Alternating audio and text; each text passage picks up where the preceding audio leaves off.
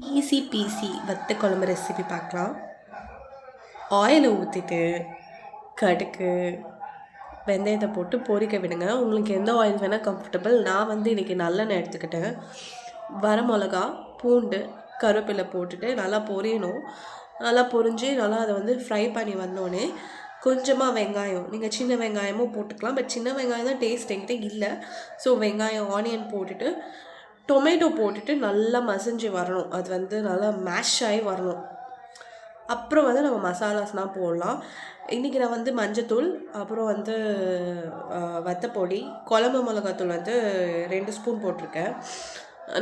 நல்ல காரம் கொடுக்க அது இந்த புளிப்பும் காரமும் ஒரு டேஸ்ட் வரும். சூப்பராக இருக்கும். அது மீன்வாயில் நீங்கள் என்ன பண்ணணுன்னா, அந்த புளி ஒரு நெல்லிக்காய் சைஸ் எடுத்துக்கிட்டு அதை ஹாட் வாட்டரில் போட்டு ஊற வச்சுருங்க. இது நல்லா மேஷ் ஆகி வருது பார்த்தீங்களா?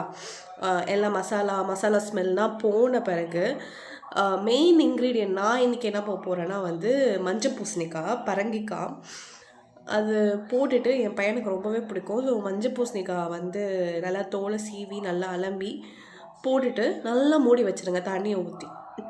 அது நல்லா கொதித்து வந்தோடனே இந்த மாதிரி ஸ்டேஜில் புளி நல்லா கரைச்சி அதில் ஊற்றிட்டு இன்னும் கொஞ்சம் தண்ணி ஊற்றிட்டு அந்த டேஸ்ட் அதெல்லாம் மேஷ் ஆகி வரணும்.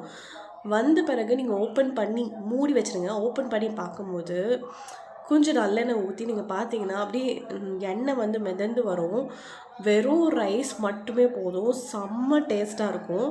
ட்ரை பண்ணி பாருங்கள்.